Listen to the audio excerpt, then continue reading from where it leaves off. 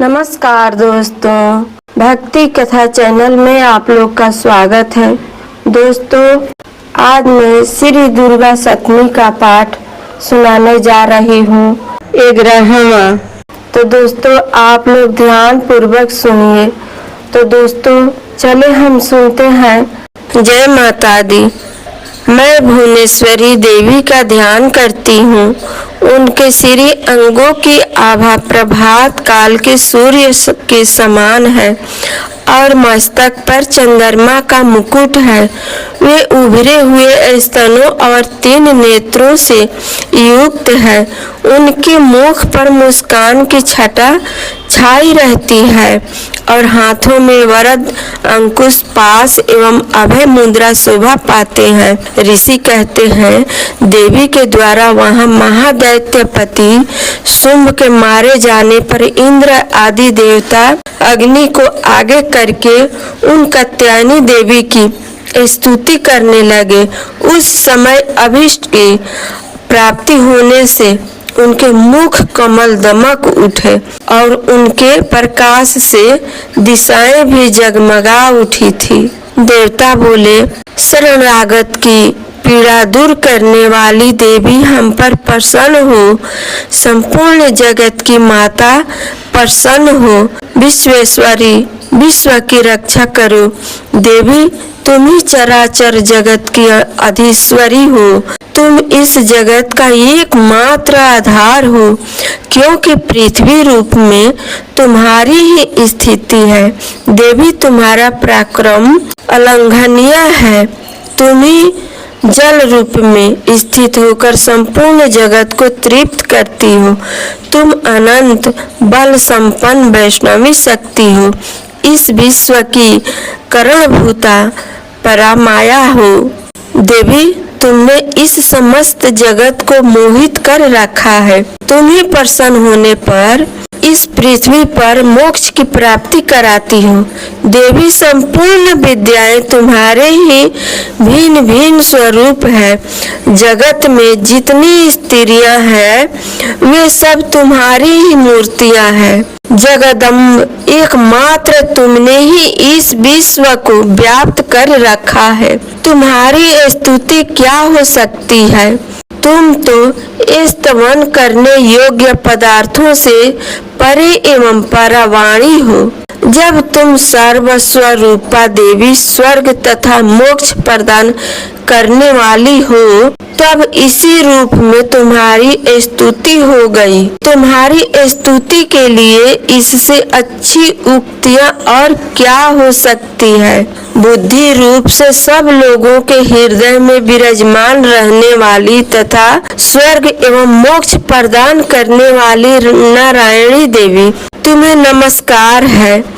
कला काष्ठा आदि के रूप से क्रमश परिणाम अवस्था परिवर्तन की ओर ले जाने वाले तथा विश्व का उपसंहार करने में समर्थ नारायणी, तुम्हें नमस्कार है। नारायणी, तुम सब प्रकार मंगल प्रदान करने वाली मंगलमयी हो। कल्याणदायिनी शिवा हो।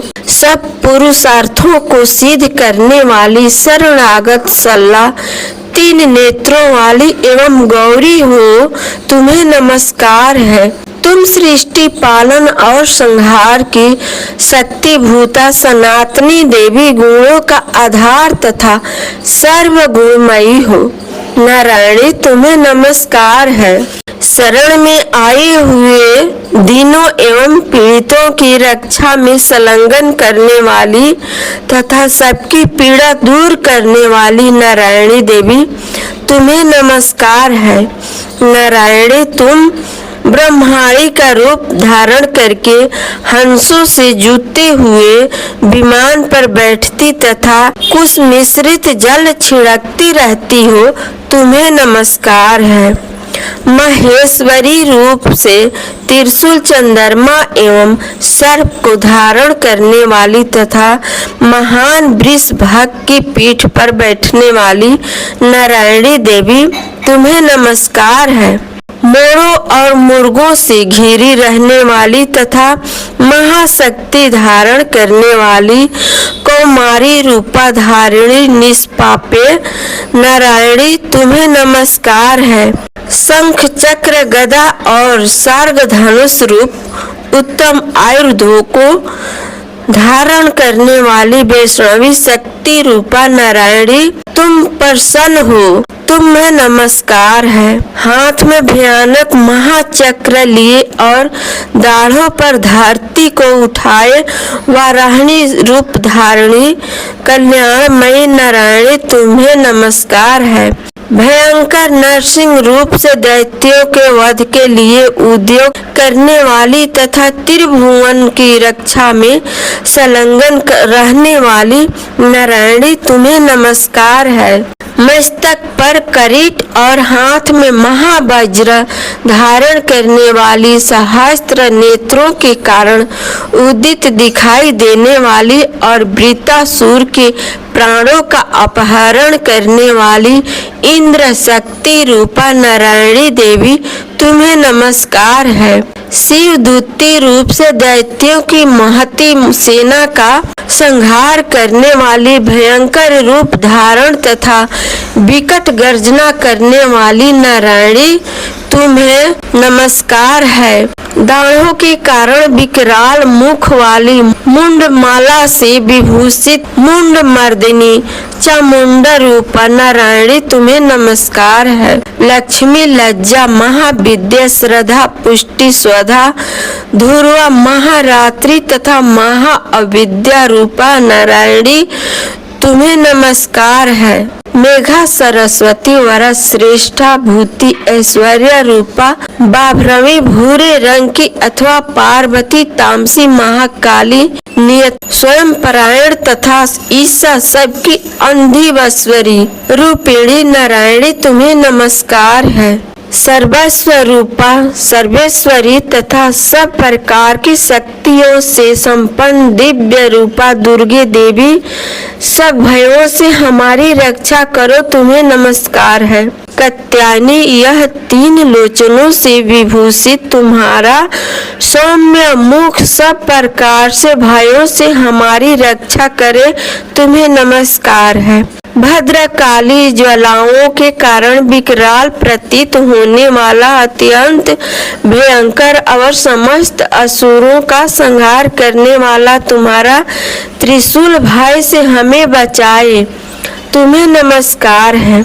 देवी जो अपनी ध्वनि से संपूर्ण जगत को व्याप्त करके दैत्यों को तेज नष्ट किए देता है, वह तुम्हारा घंटा हम लोगों की पापों से उसी प्रकार रक्षा करे जैसे माता अपने पुत्रों की बुरे कर्मों से रक्षा करती है। चंडी के तुम्हारे हाथों में सुशोभित खंग जो असुरों के रक्त और चर्बी से चर्चित है, हमारा मंगल करे, हम तुम्हें नमस्कार करते हैं।